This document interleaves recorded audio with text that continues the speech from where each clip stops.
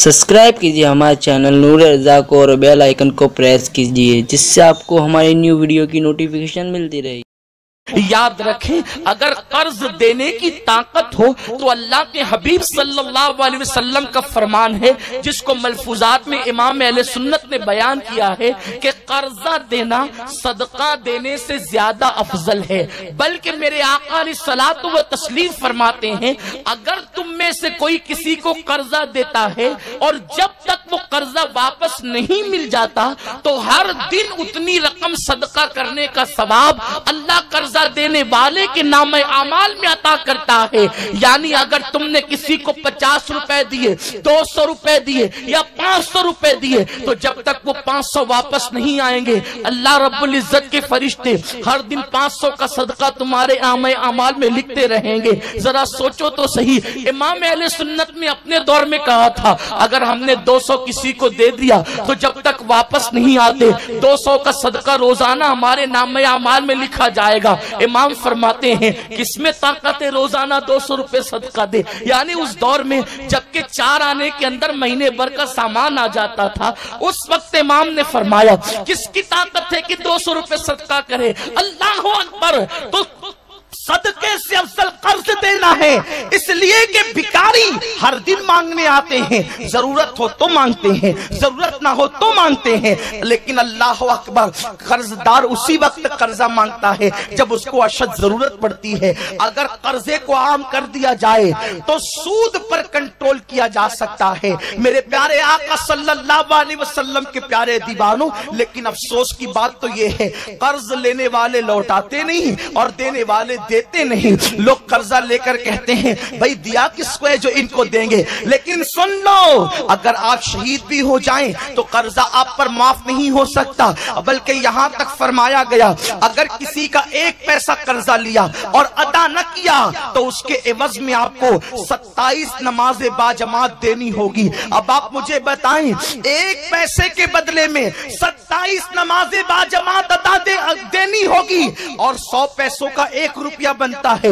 यानी अगर किसी का 1 रुपया लेकर के ना दिया तो 2700 नमाजें बाजमात आपको देनी होगी। मुसलमानों मुझे बताओ, नमाजें पढ़ी ही कितनी हैं जो आप किसी को दे सकेंगे। इसलिए किसी का कर्ज लो तो अदा कर दो। इसलिए कि ये बात भी अर्ज कर दो यहां पर खास तौर पर, अल्लाह अकबर, बड़ी दर्दनाक बात याद आई। एक जनाजे में अल्लाह के हबीब तशरीफ ले गए।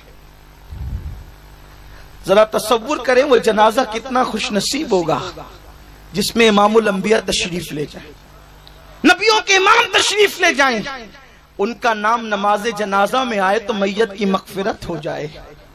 जब वो जाने दुआ, जाने इस्मत, जाने ईमान खुद किसी के जनाजे में जाए तो उस जनाजे पर रहमतों का आलम क्या होगा। हुजूर अलैहिस्सलाम जनाजे में हैं, नमाज जनाजा का वक्त आता है। जब नबियों का इमाम हो तो फिर कौन आगे बढ़े। जब हुजूर आ जाते हैं तो मूसा व ईसा पीछे होते हैं अलैहिस्सलाम। तो जब हुजूर मौजूद हो तो फिर कौन आगे बढ़े। सरकार जनाजे पर खड़े हुए और जैसे तकबीर कहना चाहते थे कि हुजूर पीछे हटे और फरमाया कि इसका जनाजा मैं नहीं पढ़ाऊंगा, तुम में से कोई पढ़ा ले। साहबा ने अर्ज की, या रसूल अल्लाह, क्या ये मुनाफिक था? ये मुनाफिक था जो आप इसका जनाजा नहीं पढ़ाते? हुजूर ने फरमाया नहीं, क्योंकि अगर मुनाफिक होता तो हुजूर नहीं पढ़ाते तो सहाबा को भी थोड़ी पढ़ाने का हुक्म देते, क्योंकि मुनाफिक की तो नमाज जनाजा ही नहीं है, उसका हक ही नहीं मुनाफिक का कि उसकी जनाजा पढ़ी जाए। इस्लाम में ममानियत है, बल्कि पता है कि ये मुनाफिक की कब्र है, उस पे खड़े रहना भी नाजायज है। हाँ, चाहे वो दौरे रिसालत का मुनाफिक हो, चाहे वो 1450 साल के बाद का मुनाफिक हो। आप कहेंगे मुनाफिक को कैसे पहचाने? आसान सी चीज है, मोमिन को भी पहचानने की और मुनाफिक को भी पहचानने की।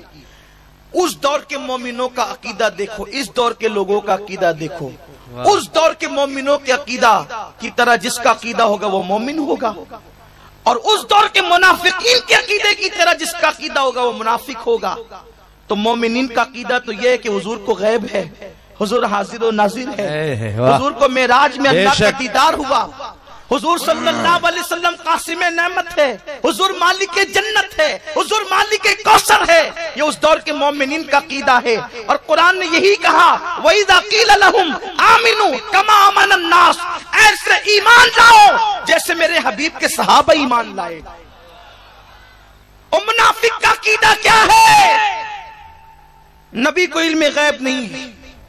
1450 سال پہلے والا منافق کہتا تھا نبی کو علم غیب نہیں، اور 13 صدیوں بعد کا منافق کہتا ہے آگے بڑھ کر ان منافقین کی گمراہی سے آگے بڑھ کر کہتا ہے ان کو تو دیوار کے پیچھے کی بھی خبر نہیں۔ تو ایسے منافقین کی نہ جنازہ پڑھو، نہ ان سے رشتہ داریاں کرو، نہ ان کے ساتھ اٹھو بیٹھو، اس لیے کہ یاد رکھنا جب کوئی جرم کرنے والے جرم کرتے ہوئے پکڑا جاتے ہیں تو جو ان کے ارد گرد بیٹھتے ہیں اگر جرم میں شریک نہیں ہے تو ارد گرد بیٹھنے والوں کو بھی سمیٹا جاتا ہے۔ یاد رکھنا جب دنیا کی پولیس مجرموں کے دوستوں کو بھی نہیں چھوڑتی تو اللہ رب العزت کے سپاہی اور وہ فرشتے عذاب کے منافقین کے ارد گرد بیٹھنے والے اور ان سے ساز باز کرنے والے، ان سے رشتہ جوڑنے والوں کو کیسے چھوڑیں گے؟ تو یاد رکھیں، بات دور نہ نکل جائے۔ عرض کر رہا تھا کہ سرکار نے فرمایا تم جنازہ پڑھاؤ، میں نہیں پڑھاتا۔ اس کی حضور منافق ہے؟ فرمایا نہیں۔ کہا حضور وجہ کیا ہے؟ توجہ کریں، سرکار فرماتے ہیں میں جنازہ پڑھانے جا رہا تھا، مجھے خبر ملی کہ اس کے اوپر قرضہ باقی ہے، تو جس پہ قرضہ باقی ہے اس کا جنازہ میں نہیں پڑھاتا۔ پتا چلا کہ کس کا کیا باقی ہے اور کس نے کیا کیا ہے یہ بھی حضور جانتے ہیں۔ سبحان اللہ سبحان اللہ، بے شک۔ قرضہ کس کونے میں لیا؟ اچھا قرضہ لیا میرے سامنے لیا، لیکن میں اس کے مرنے کے بعد یقین سے نہیں کہہ سکتا ہوں کہ دیا نہیں، لیا تو میرے سامنے تک کسی کونے میں دے دیا ہوگا، لیکن یہ نبی الانبیاء کی نظر ہے، یہ امام الانبیاء کی نظر ہے، لیا بھی سامنے نہیں دیا بھی سامنے نہیں۔ آقا فرماتے ہیں کہ اس کا قرضہ باقی اس لیے میں جنازہ نہیں پڑھاتا۔ نماز جنازہ کیا ہے؟ علماء سے پوچھیں۔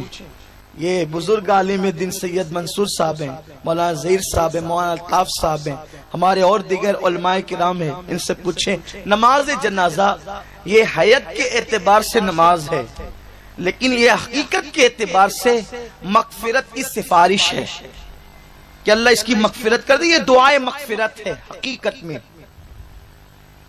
اور مغفرت کی سفارش کرنے ہی کو شفاعت کہتے ہیں۔ آقائے کریم جس پہ قرضہ باقی ہے اس کا جنازہ نہیں پڑھا رہے ہیں۔ لاکھوں کروڑوں قرضہ لے کر دبا لینے والوں اس دن سے ڈرو، سب کی حضور شفاعت کر رہے ہیں اور تم بھی شفاعت کی بھیک مانگنے جاؤ، اور آقا اللہ نہ کرے یہ کہہ دے کہ تجھ پر تو قرضہ باقی، میں تیری شفاعت کیسے کروں؟ تو اس وقت کس کے دروازے پر جا کر کے دستک دو گے؟ اس وقت کس کے دروازے پر جا کر دہائی دو گے؟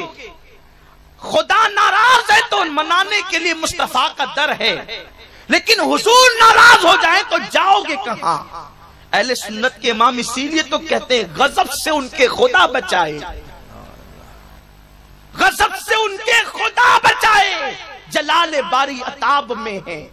میرے پیارے آقا علیہ السلام کے پیارے دیوانوں، آقا فرماتے ہیں اس پر قرضہ ہے اس لیے میں اس کی نماز جنازہ نہیں پڑھاؤں گا۔ مولا علی نے دیکھا، مولا کائنات نے دیکھا، میرے مولا نے دیکھا، سخیوں کے سخی نے دیکھا۔ اللہ اکبر، عرض کیا یا رسول اللہ چند روپے قرض کی وجہ سے یہ اتنی بڑی سعادت سے محروم ہو جائے یہ مجھے گوارا نہیں، حضور اس کا قرضہ میں ادا کر دوں گا، میں ذمہ داری لیتا ہوں کہ اس کا قرض میں مجھ پر ہے، آپ نماز پڑھا دیں۔ حضور علیہ السلام نے ان کی نماز جنازہ پڑھا دی۔ سبحان اللہ۔ توجہ فرمائے، قرض ہو تو حضور نماز جنازہ نہیں پڑھاتے۔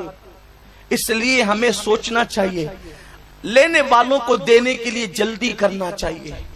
اور جو لوگ پیسے والے ہیں ان کو چاہیے کہ وہ ماحول بنائے کہ اللہ نے دیا ہے تو دے.